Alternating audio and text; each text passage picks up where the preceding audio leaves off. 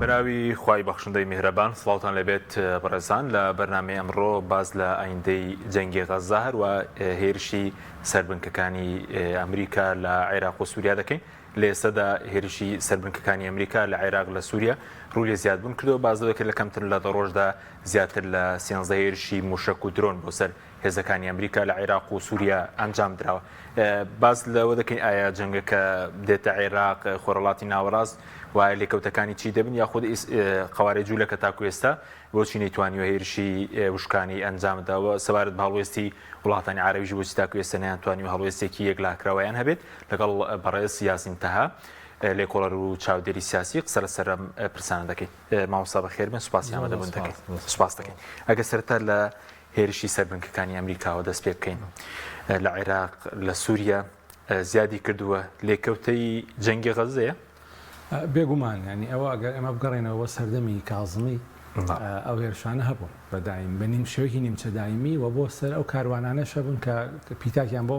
هێزەکانی ئەمریکا هێنا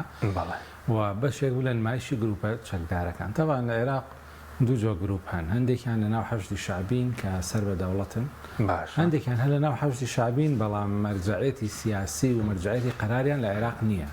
ئەوان پێ ئەوترێ گروپە وەلایەکان. لەکوێ مەرجعیەتی قەراری؟ مەرجعیەتی سیاسیان سەر بە سوپای پازداران و سەر بە ئەو جەبهەیەن کە پێوتێ بەرەی مقاومە لە ئێرانەوە تا دەرەوەی ناوەڕاست درێژە بێتەوە. زیاتر ئەمە کێیە؟ کەتیبەکانی حیزبوڵان، بزوتنەوەی نوجەبایە کە تایبی سەیدی شوهەدایە، کە تایبی ئیمام عەلیە، زۆری تر هەن لەو بابەتە و لەم دوایە ئەوانەشی کە زۆر تونن لەسەر مەسەلەی غەزا بزوتنەوەی عەسایبە لەگەڵ ڕێکخراوی بەدر. ئەم پێنجە زۆر بەجددی وهین ینی توندن لە مەسەلە هەڵوێستی دەربارەی غەزەوە نەیان شاردێتەوە. باش توندەکەیان لە چیە بۆ نمونە؟ توندەکەیان لەوەیە کە ئەوان ئەڵێن ئێمە تەماشاکەر نین و ئێمە ئامادەین بەرژەوەندەکانی ئەمریکا بکەینە ئامانج ئەگەر بێت و شەڕەکە پەرەپسەنە یا درێژە بکێشە یا سیناریۆکان بەرەو پەرەسەندن بڕۆن. بۆ بزوتنەوەی عەسایب قەیس خەزعەلی لە بە ئاشکرا تەلەفۆنی بە ئیسماعیل هەنیە کردو دەستخۆشی و پیرۆزبایشتی لە هێرشەکەی حەماس کردووە کە ئەمەوە بڵاویشی کردو چالاکیەکە.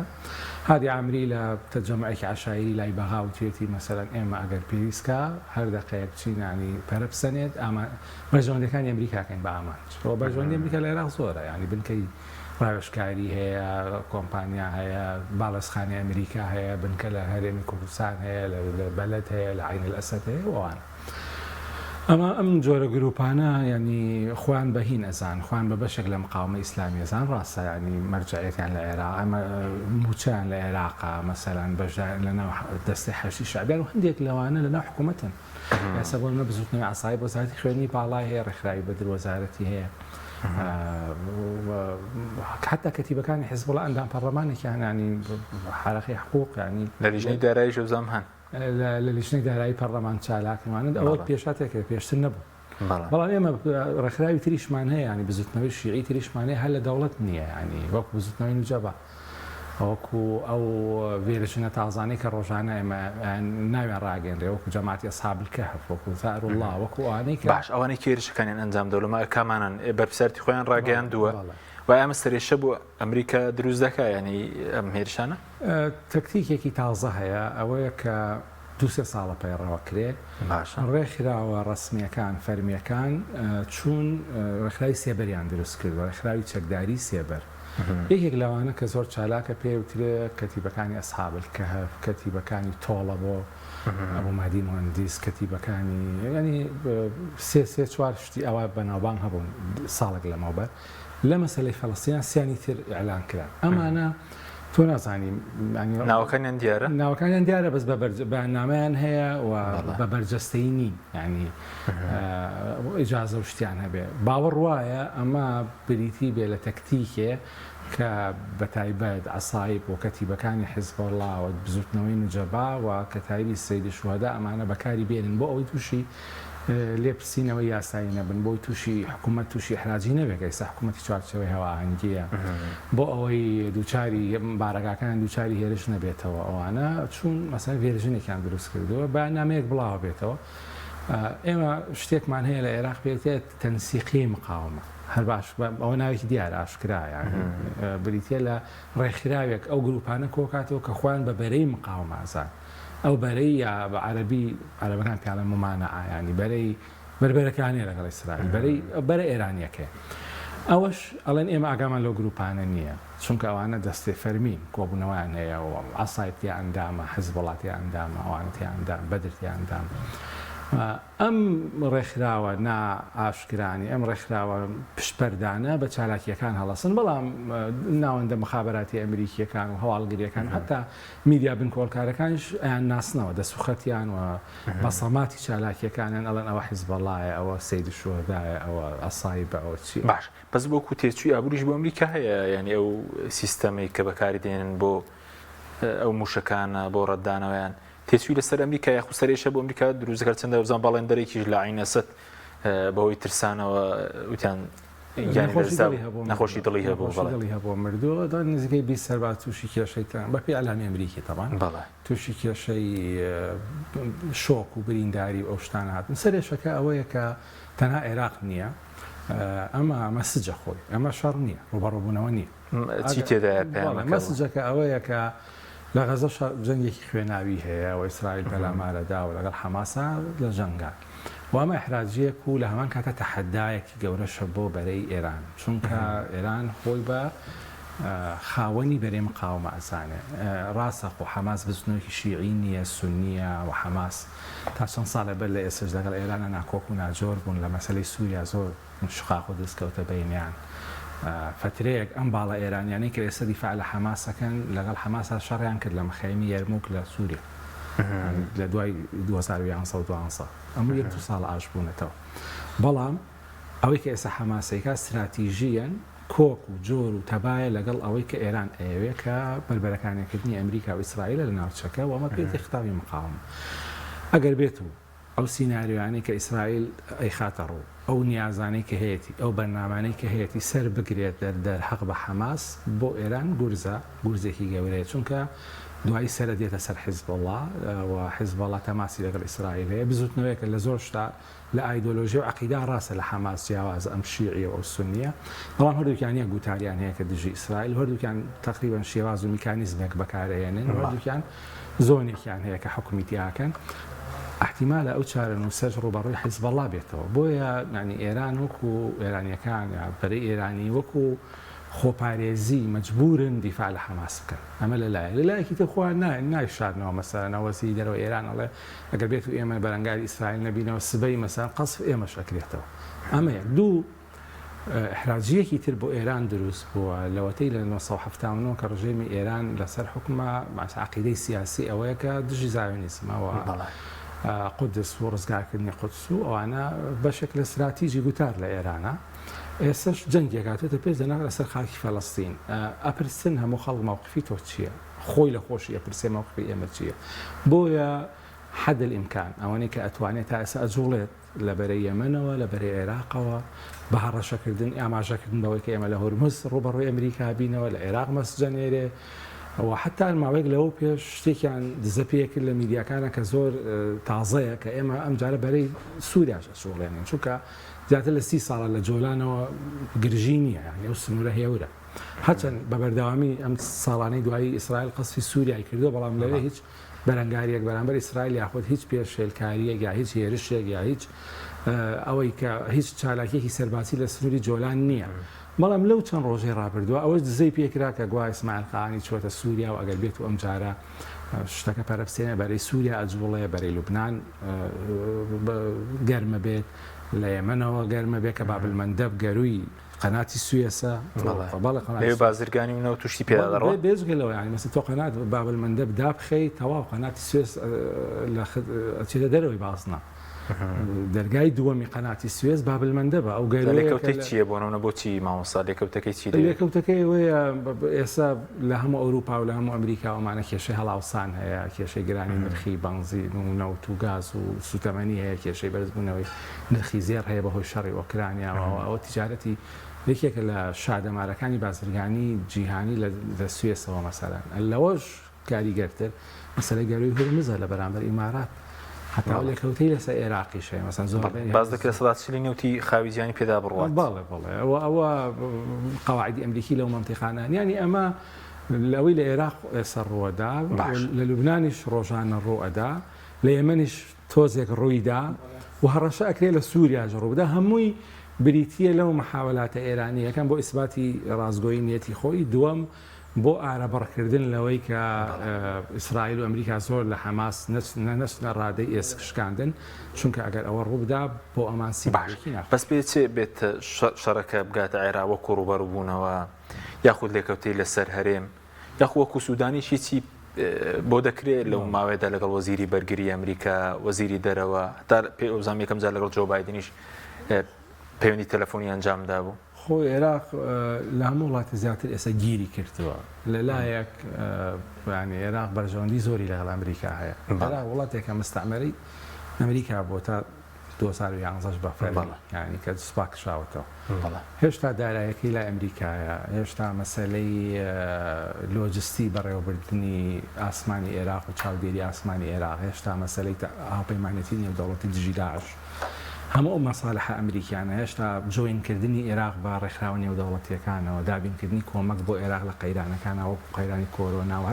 هەر پێشاتێکی تر مەسەلەی وشکە ساڵی و ئەو شتە سروشتیە گەورانی کە لەتوانە عێراق بدەن هەموو ئەمانە لە ڕێ ئەمریکاوە بێ ینی ئەمریکا و ئەوروپا سەپۆرتی عێراقەکەن و غەرب سەپۆرتی عێراقەکەن بۆی لەو قەیرانانە یارمەتی بن لەلایەکی تریش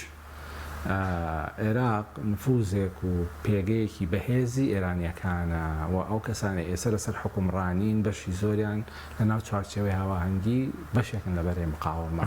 و ناتوانن هەروە دەسەوسان و تەماشاکەر بن دەربارەی قەیرانی غەزە و دەربارەی هێرش بۆ سەر حەماس مەجبورن بجوڵێت لێرە دژیەکی دروست بووە لە بینی منطقی دەوڵەت و حکوومەت و لە بینی منطقی فەسائد گروپ ئەوەی کە لە عێراقا پێیانوترێ فەسائد لێرە ئەم مەساڵحانە دژ بەیەک وەساوتەوە یەکێک لە لێکەوتە سەرەکیەکانی ئەوەیە ئێستا تۆ ئەبینیت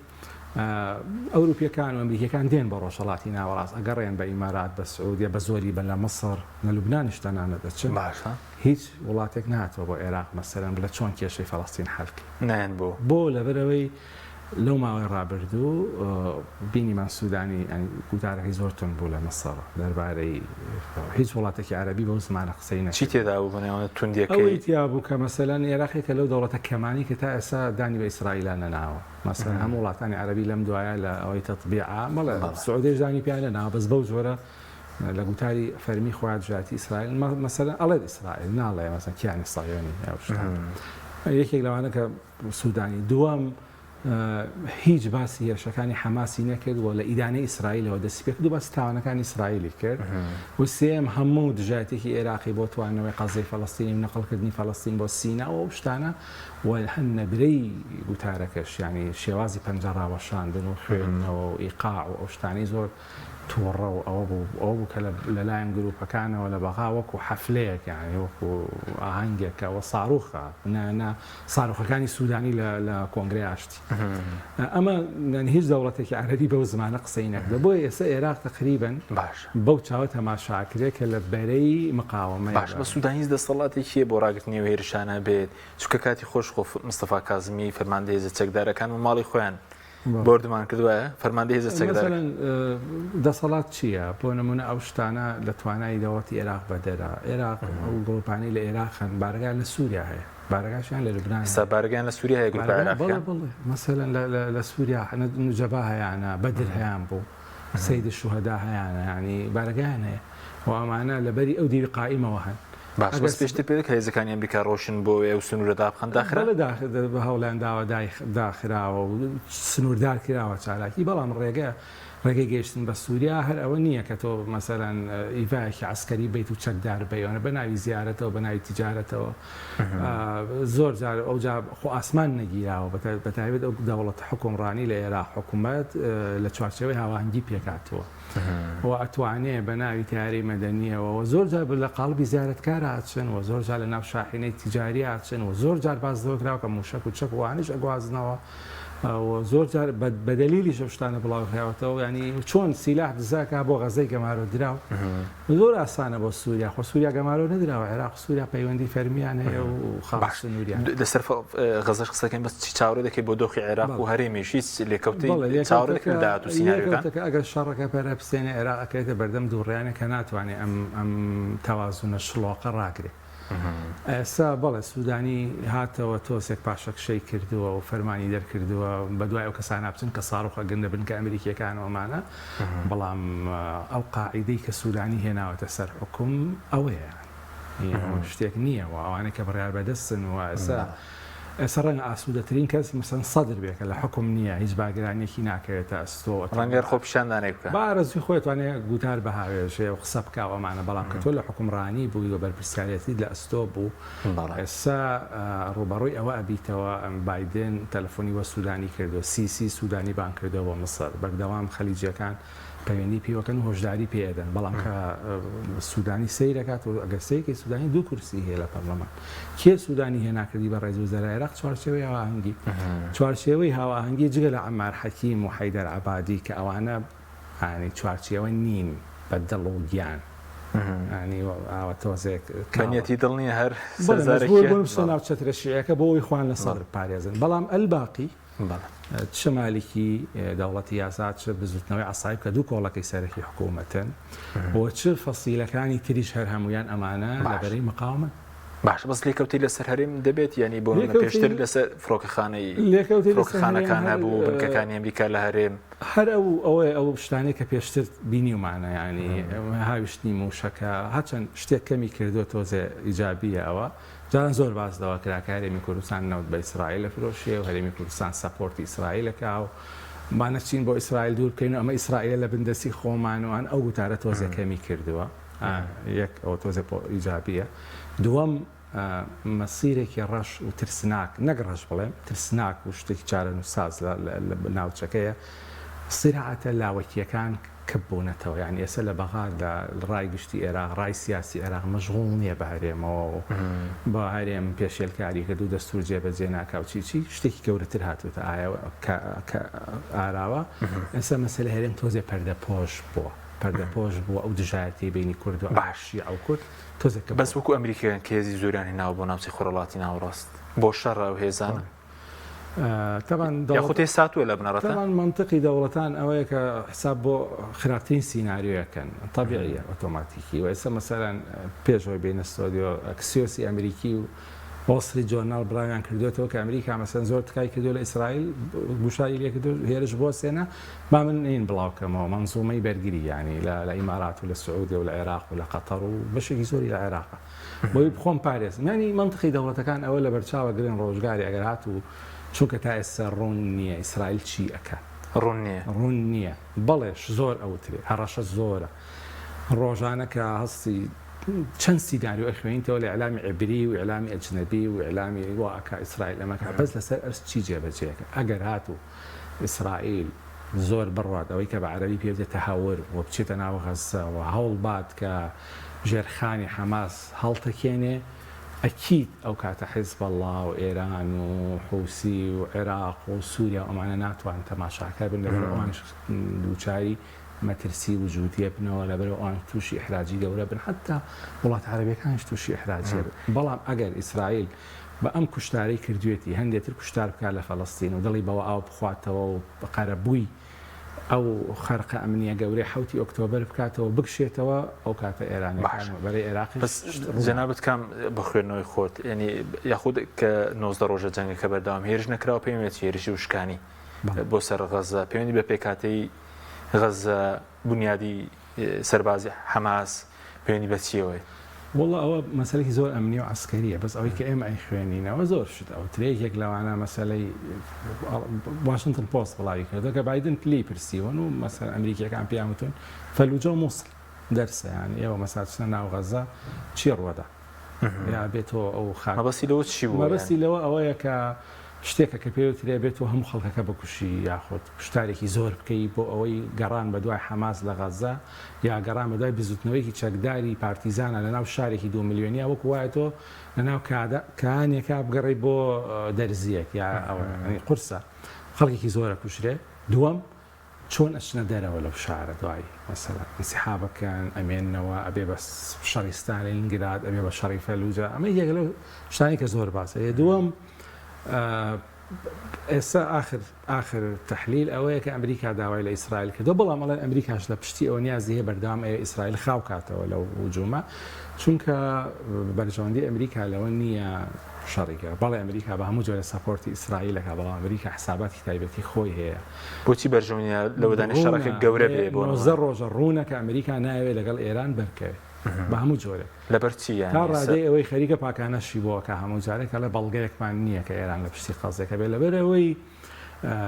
ئیداراتی ئەمریکی انتخابیە، یعنی ئێستا ئەمریکا بەرەو ئامادەکاری انتخابات ئەڕوا. دووەم لە 20 ساڵی شەڕی عێراق ئەگەر بزانیت، یعنی ئەمنەی راپۆرت هیچ میدیا و هیچ ئۆرگانێکی ئەمریکی نەبووە شین واویلانەکە بۆ یادی 20 ساڵی ئەوەی کە ئەو کارەساتی بەسەر ئەمریکا هات لە عێراق لە 2.4 تریلیۆن دلار بە خەسار چوو، 5,000 سەرباز بە خەسار چوو، هیچ سفر، یعنی نەتیجەی لە عێراق بەدەست ئەمریکا سفر. ینی بە تعبیری ئەوان لەبەرەوە شەڕ ئەو سیناریۆانەی لە بەردەم ئەمریکا هەیە، ئەفغانستان هەیە، عێراق هەیە،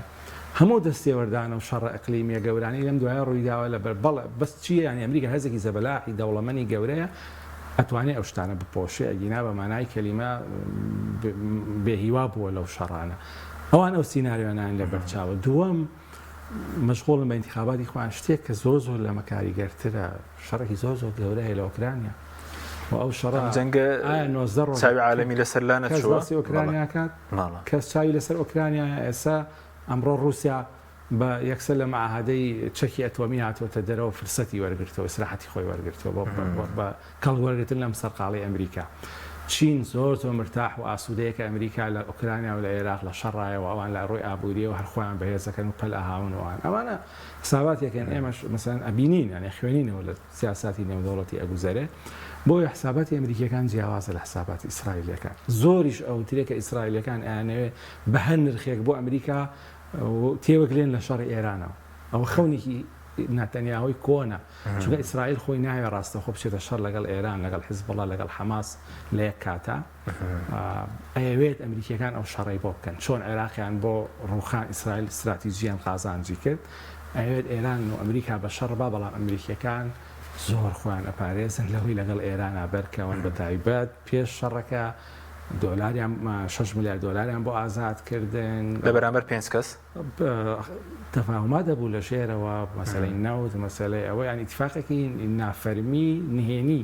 لە نێوان ئیدارەی دیموکراتەکان و لە نێوان ئیدارەی ئێران لە حکوومەتی ئێرانیە هەبوو بۆ هەندێک کاروبارە تا ئەم ویلایەتی بایدن تاوە بێ، بەڵام ئەم شەڕەتێکیدا بۆی تۆ باشکرا بینی، ینی بە هەموو جۆرە ئەمریکا خۆی لادا لە سیناریۆی ئەوە، چونکە ئەو کاتەکە ڕوویدا مەجبورە لە عێراق، لە سووریا، لە یەمەن، لە نزیکی ئیمارات، لە سعودیە، لەمانە ڕوبەڕووی باڵە ئێرانیەکان بێتەوە کە ئەمە سیناریۆکە ئەمریکا نایخوازێ.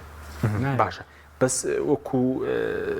بڵین لەناو غەزە ئەوەی کە باز دەکرێت حەماس ئامادەکاری پێشتری کردبێ لە ڕووی هێرشی زەمینیەوە بێت، یاخود باسی تونێڵ دەکرێت، یاخۆ تا ئەوەی کە چیرۆکی ڕۆشنی چەک بۆ حەماس لە کاتێککە هەموو دەربازەکان چ ئاسمانی بێت، چ دەریا بێت، چ شکانی بێ بەڕووی دەداخراوە. بەڵێ کەسێک لە مەسر ژیا بێ، ینی تێگا کەشت چۆنەگا بە غەزە، مەسەلەن شتێکەیە پێوتێت سینا جەیبێکی مەسەری، ئەمە لە هەموو حکوومەتەکانی مەسر لە سەدەمی عەبدولناسرەوە تا ئێستا کۆنتڕۆڵ نەکراوە. هاوسنوورە لەگەڵ غەزە؟ بڵێ لە هاوسنوور لەگەڵ غەزە بەشە ئاسیایەکەی مەسرەوە. ئەم شوێنە دوا کەوتووە لە پەرەپێدان و تەنمیە، کۆمەڵە قەبیلەی تیاژین بەدوون هەشاعرە و ئەمانە ئیشی سەرەکیان لەسەر قاچاقچێتی و لەسەر خۆبژێویە ینی ئەگەر بچیت هەست ناکەی مەسەما مەسڕە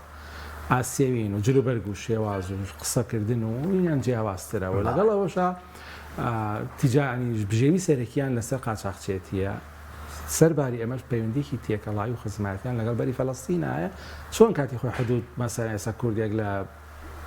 لە تەوێڵە کوردێک لە پاوە مەسەلا لە فەڵەستینی ژوایە مەسەلا خزمەتی هەیە لە سنوورەکانە و ئەو ناوچەیە بەردەوام قاچاقچێتی لێکرێت، بە بەردەوام تونێل هەبوو، ساڵانی پێشوو تونێلەکان هەرسیانە کرد، لە کاتی هەرس بوو هەرسکردنا و خەڵک مردنە ئاشکرا بوو کە شدەگواستنەوە. ئەمە یەک. دووەم غەزە لایەکی بەحرە لە ڕێگای و چۆن ئێستا سیلاح بە حوسەکان ئەگا لە ڕێگای بەلەمی ڕاوە لە ڕێگای شتی بچووکەوە ئەوانە ڕەنگە مەسەن لە ئاویشەوە پێی بگە، بەڵام سەرباری ئەمەش غەزە بەو جۆرە گەمارۆ درابوو، بەڵام لە دوای شەڕەکانی دوایەوە هەڵمەتێکی گەورەی کۆمەک بە غەزە کراوە لەلایەن یەکێتی ئەوروپا لەلایەن ڕێکخراوی نێودەوڵەتی لایەن وڵاتە عەرەبیەکان وڵاتە ئیسلامیەکان بۆ ئاوادانکردنەوەی غەزە حەماس کەڵکی لەم مەعونات و پیتاکانە وەرگرتووە حتا پارەی کاشیشیان بۆ چووە شتی بیناسازیان بۆ چووە لەم فترەی دوایی ئیسرائیل ڕۆژانە 15,000 خەڵکی غەزە ئەچوون لە ئیسرائیل ئیشیانە کرد و هاتنەوە پێی وابوو تۆزێک دەرویەکیان لێ بکاتەوە دووریان نەخاتەوە لە هێرش و پەلامار و بەو جۆرە سەرقاڵیانەکە لە ڕووی داراییەوە سوودمەند بوون شت لە ئیسرائیلەوە هات هەموو ئەمانە حەماس کەڵکی لێوەرگرتەوە دیارە کەڵکی لێوەرگرتەوە بۆ دروستکردنی باش ئەو بەس ئەوەی کە راپۆرتی سەربازیە باسی ژێرخانی غەزە حەماس ئامادەکاری بکرێت تونێڵ و ئیسرائیل بترسێ بچێتە ناویەوە لەو ڕۆ تونێل مەسەند زۆر باسی ئەوە ئەکرێت کە غەزەیەک لە ژێرەوە هەیە و باز لەوە ئەکرێت کە ئیسرائیل تەنها لە ساددا معلوماتی لەسەر تونێلەکان هەیە ئەخیر شتی مەلموس لەسەر تونێلەکان ئەو بۆ ئەو دوودی لەکە بەرکران و تێمە لە تونێل بوون و شێدار بووە و شارێکە لە ژێرەوە و بردوینیانەوەوانە بەڵێیانی وتی لەسەر سیسەمیش خەوتووە لە ناو تونێڵەکە دیارە تونێلەکان خزمەت گوزاریان تێدا کۆنکرێت کراون و ئامادە کراون بۆ ڕۆژێکی ئەوە چونکە ناکرێت ئەو شەڕە بکەی کە تۆ هەموو لایەکت گیرا وەڵام حسابات نەبێ ئەوانە نازانمان حساباتی ئەوان چۆنە بەڵام ئەو هێزانەی کە مقاومەن یاخۆ لە قۆناغی بەرەنگاریان چپەکەکە چ هەر شت ینی 24 ساعت بیر لەوەکەنەوە چۆن خۆیان پارێزن چۆن خۆیان بە قۆناغی باش بەس حەماس و جیاد لە غەزە هەیە وەکو باڵی چەکداری یاخود باڵی چەکداری دیکەشەیە کە خۆی 2005 ئیسرائیل کشایەوە لە غەزە بە یەکلایەنە دەستی لێ بەردا چونکە ئیدارەدانی 2 ملیۆن کەس و ئەوە وەکو دەوڵەتە ئیحتیلال قورس بۆ ڕۆژانە ڕوبەڕوە بۆ لەگەڵ خەڵکە خۆی ڕۆشت و سیاجێکی دروست کرد و لە تاوان فەڵەستین زۆر لە کوردستانە چێ ئێستا لە فەڵەستین دوو زۆن هەیە زۆنی حەماس و زۆنی مەحموود عەباس باش بەڵام زۆنەکانی ئەوان هاوسنوور نییە لێک دابراون ئیسرائیل بێ بەناو ئیسرائیل بچیت بۆ کەرتی خۆرئاوە بۆ زەفای غەربی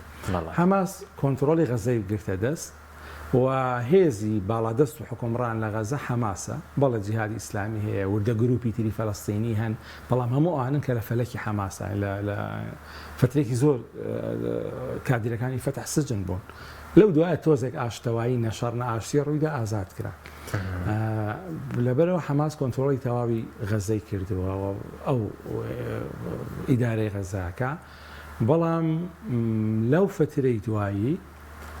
قەناعەتێکی وا لای کۆمەڵگای نێودەوڵەتی و لای ئیسرائیلیش دروست بوو کە حەماس دەستبەرداری هێرش و پەلامار بووە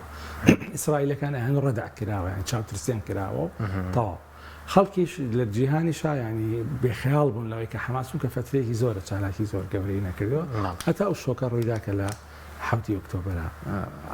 جیهان بینیە باشە بەس وەکو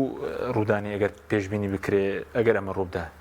جەنگە وشکانێکە ئەو کاتە جەنگی کە دەبێتە جەنگی کێرەمی ئەگەر هێرشی وشکانی ڕووبدات یاخود تەمان هێرشی وشکانیش سیناریۆی زۆرا و زۆری هەیە مەسەلەن ئایا هێرشەکە بۆ دروستکردنی پشتێنێکی 3 کیلۆمەتریە کە باسەکرێ ئایا بۆ دەزۆشان و گەڕانەوەیەکە ئایا بۆ دووبارە چونکە ئێمەڵێن 2005 ئیسرائیل کشایەوە لە غەزە 2005 تا ئەو کاتەش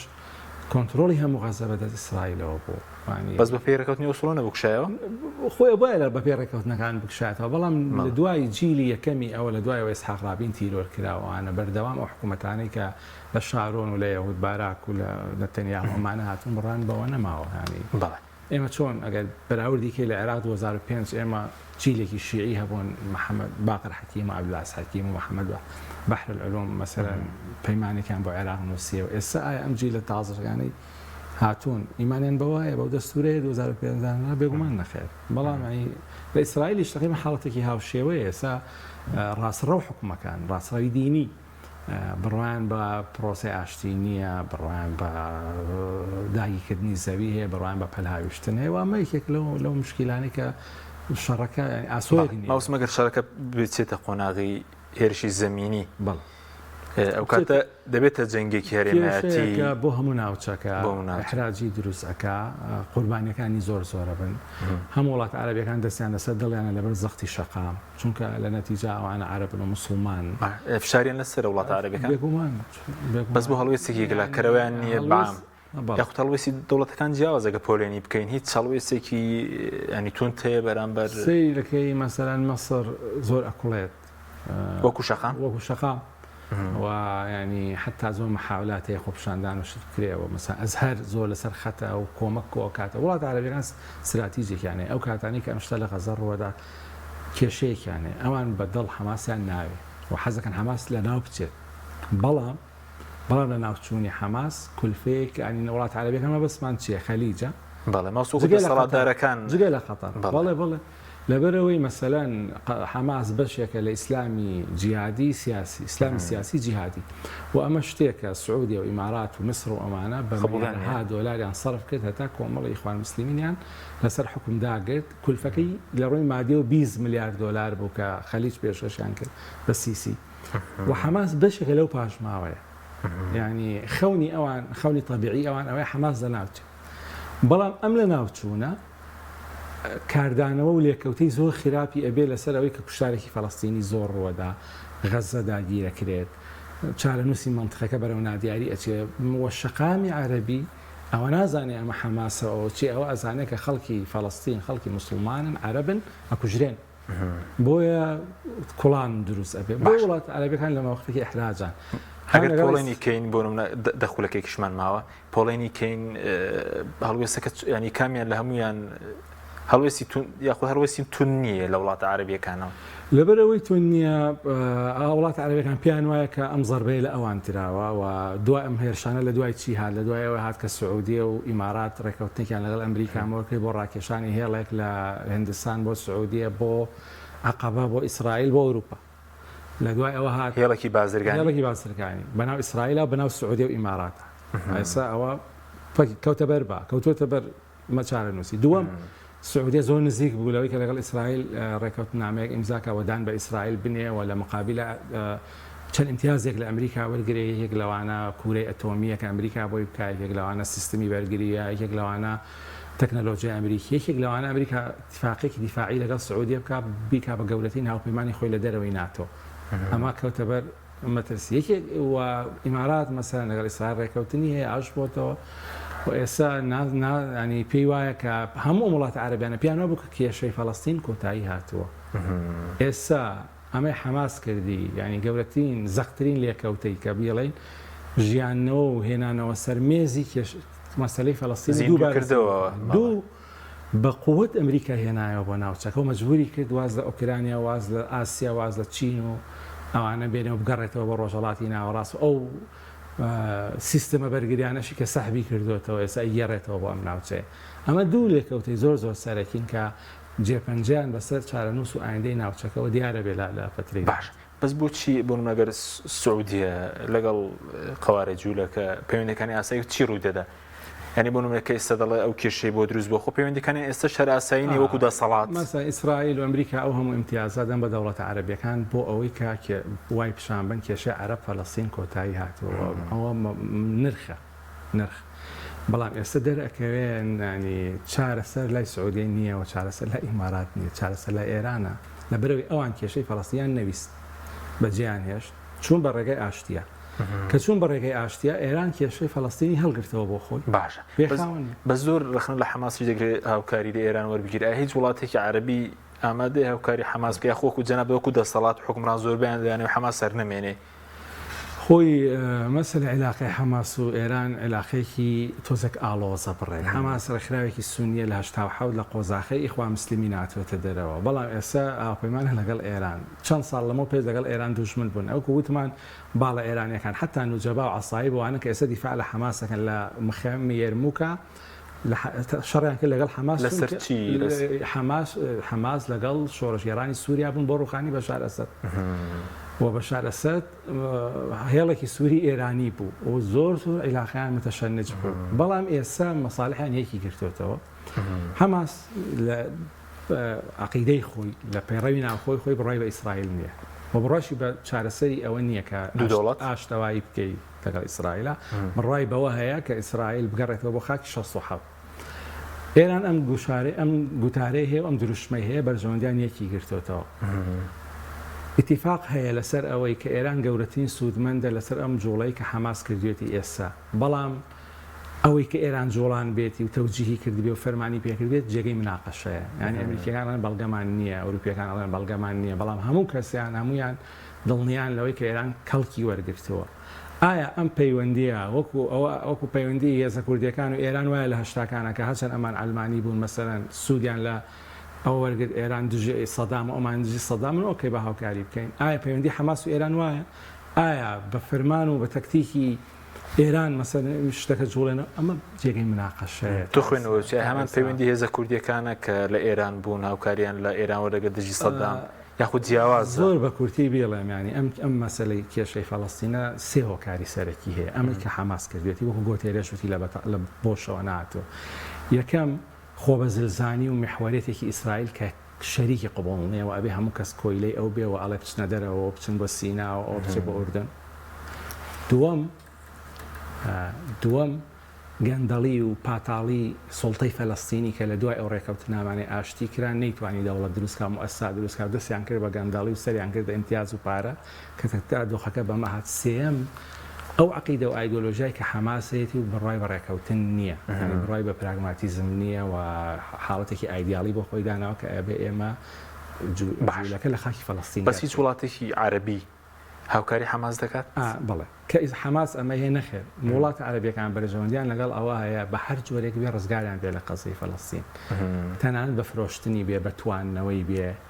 بە نەقڵکردنی فەلەستینەکان بێ بۆ سینا بۆ هەر وڵاتێکی تر بۆ هەرکوێ ئەڕۆن بە ئەوان ئەوانەوەی ئەو سەرێشیان لە کۆڵ بێتەوە چونکە ئەم جیلە تازەی کە ئێستا حکومڕانن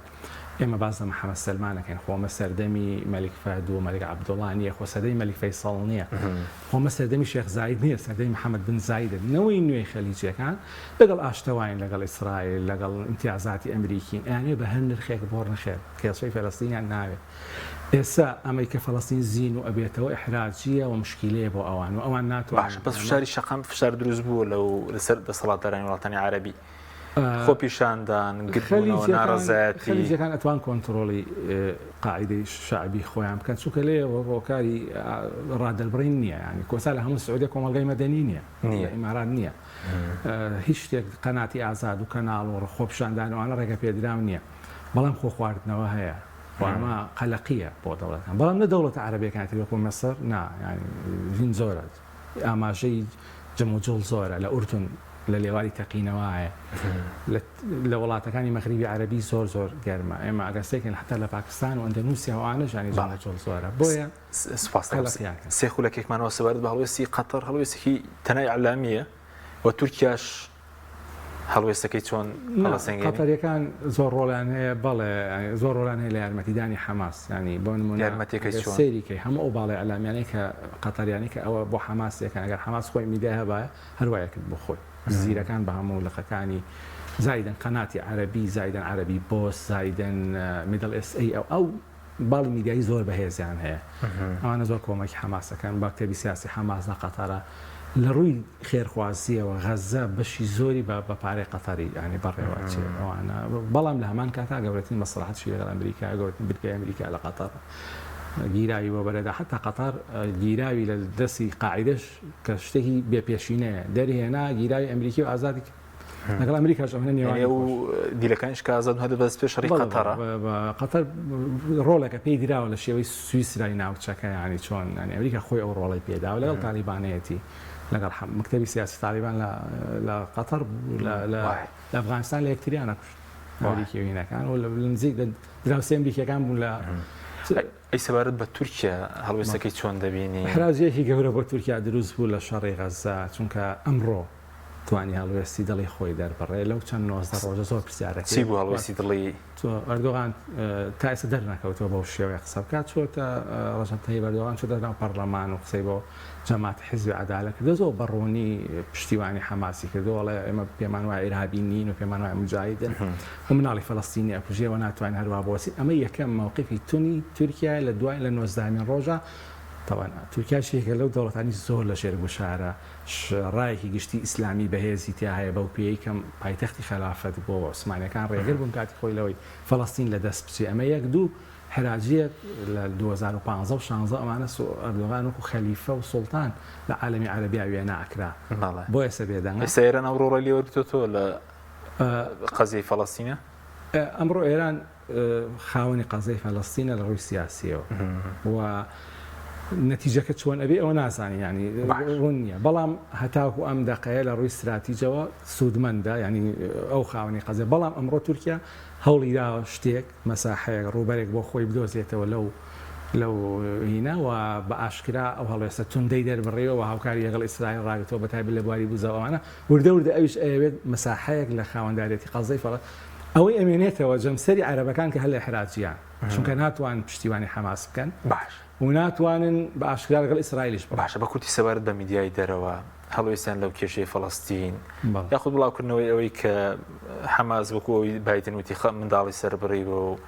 هەنی مافی مرۆڤ و ئەو دوڕوویە چۆن هەڵەسەنگێن شەڕی غەزا ئەم شەڕی هجوومەی ئەخیر و ئەوانە نەکسێکی گەورە بووە زۆر شت بۆ میدیا بۆ پرۆفێشناڵی بۆ مەسەلەی مافی مرۆڤ بۆ ینی هەموو زەوڵەتە زلهێزە گەورەکان ینی گەڕانەوە سەر ئەسڵی خۆیان و ئەوەی چەند ساڵە ئیشی لەسەر کراوە بۆ پێکەوە ژیان و